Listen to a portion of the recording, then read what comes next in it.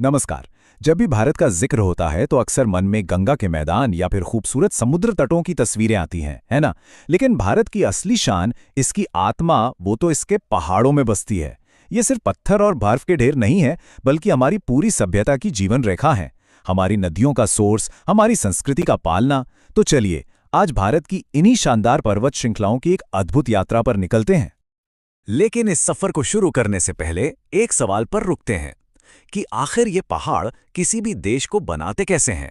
क्या ये सिर्फ जमीन पर उठी हुई चट्टानें हैं या फिर इनका मतलब इससे कहीं ज्यादा गहरा है?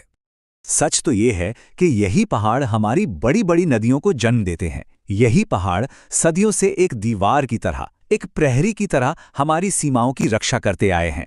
और यही पहाड़ हैं जो अनगिनत जीव जंतुओं और पेड़ पौधों को अपनी गोद में पनाह देते हैं। मतलब ये हमारी पहचान का एक अटूट हिस्सा हैं। तो हमारी इस यात्रा का रोड मैप तैयार है। हम अपनी चढ़ाई शुरू करेंगे उत्तर में हिमालय के शाही मुकुट से, फिर भारत के बिल्कुल बीच इसके प्राचीन दिल में उतरेंगे। इसके बाद समुद्र तट के रखवालों से मिलेंगे और फिर उत्तर पूर्व के अनछुए कोनों की खोज करेंगे। और आखिर में हम ये समझेंगे कि पत्थर की ये विरासत हमारे लिए असल में क्या मायने रखती है। तो चलिए सफर की शुरुआत करते हैं उत्तर की महान दीवार से, हिमालय। जरा सोचिए, ये दुनिया के सबसे युवा और सबसे ऊंचे पहाड़ हैं। ये आज भी, इस वक्त भी धीरे धीरे बढ़ रहे हैं और भारत के सिर पर एक बर्फीले मुकुट की तरह चमकते हैं। अच्छा, हिमालय इतना विशाल है कि इसे समझना पहली बार में थोड़ा मुश्किल लग सकता है। पर इसे आसान बनाने के लिए हम इसे 4 पैरेलल लेयर्स या श्रृंखलाओं में देख सकते हैं। सबसे ऊपर उत्तर में है ट्रांस हिमालय। फिर आता है महान हिमालय, जहां दुनिया की सबसे ऊंची चोटियां आसमान छूती हैं। उसके बाद है मध्य हिमालय और सबसे आखिर में मैदानों से मिलता हुआ बाहरी हिमालय, जिसे हम शिवालिक के नाम से जानते हैं। तो सबसे पहले चलते हैं ट्रांस हिमालय की बर्फीली दुनिया में। इसी हिस्से में है दुनिया की सबसे खतरनाक और ताकतवर पर्वत श्रृंखलाओं में से एक काराकोरम रेंज। और यहीं पर दुनिया की दूसरी सबसे ऊंची चोटी भी मौजूद है। वैसे इसका ज्यादातर हिस्सा तिब्बत में पड़ता है, इसीलिए इसे तिब्बती हिमालय भी कहते हैं। और वो चोटी है K2, जिसे माउंट गॉडविन ऑस्टिन भी कहते हैं। इसकी ऊंचाई जानते हैं कितनी है? 8,611 मीटर। ये सिर्फ एक नंबर नहीं है, ये इन पहाड़ों की जबरदस्त ताकत का सबूत है। और यहाँ सिर्फ चोटियां ही नहीं, बल्कि पोलर रीजन्स के बाहर दुनिया के कुछ सबसे लंबे ग्लेशियर्स भी हैं, जो हमारी नदियों को जिंदगी देते हैं। अब थोड़ा नीचे उतरकर मध्य हिमालय यानी लेसर हिमालयाज की वैरायटी देखते हैं।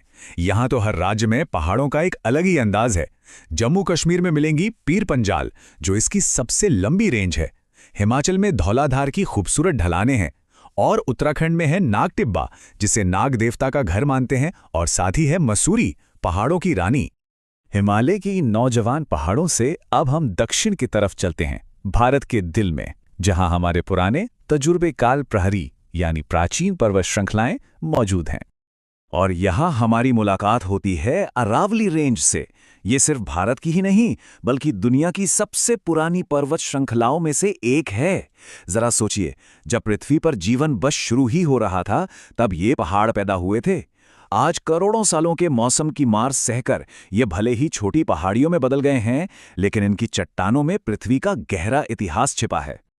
अरावली रेंज दिल्ली से गुजरात तक लगभग 670 किलोमीटर लंबी एक दीवार की तरह खड़ी है।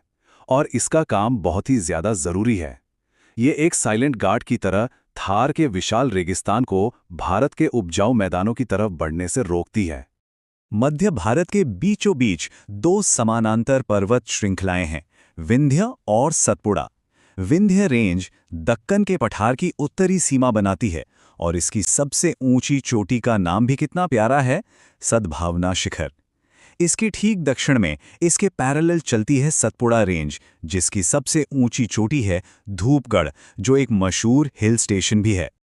और जो बात इसे और भी दिलचस्प बनाती है, वो है नदियों का खेल। नर्मदा नदी विंध्य और सतपुड़ा के ठीक बीच की घाटी में पश्चिम की ओर बहती है और ताप्ती नदी सतपुड़ा के ठीक दक्षिण से होकर गुजरती है। मतलब ये पहाड़ प्रायद्वीपीय भारत की 2 बड़ी नदियों का रास्ता तय करते हैं। कमाल है ना? चलिए अब अपनी यात्रा को भारत के तटों की ओर ले चलते हैं, जहां दक्कन के पठार के दोनों ओर हमारे तटीय प्रहरी खड़े हैं। पश्चिमी और पूर्वी घाट। इन दोनों में जमीन आसमान का फर्क है। एक तरफ है पश्चिमी घाट, जिन्हें सह्याद्री भी कहते हैं। ये एक मजबूत दीवार की तरह लगातार खड़े हैं और काफी ऊंचे हैं। वहीं दूसरी तरफ हैं पूर्वी घाट, जिन्हें बड़ी बड़ी नदियों ने जगह जगह से काट दिया है, इसीलिए ये टूटे फूटे और कम ऊंचे हैं। और हाँ, पश्चिमी घाट की बायोडायवर्सिटी तो इतनी जबरदस्त है कि इसे यूनेस्को ने वर्ल्ड हेरिटेज साइट का दर्जा दिया है। और हाँ, दक्षिण भारत की सबसे ऊंची चोटी भी पश्चिमी घाट में ही है।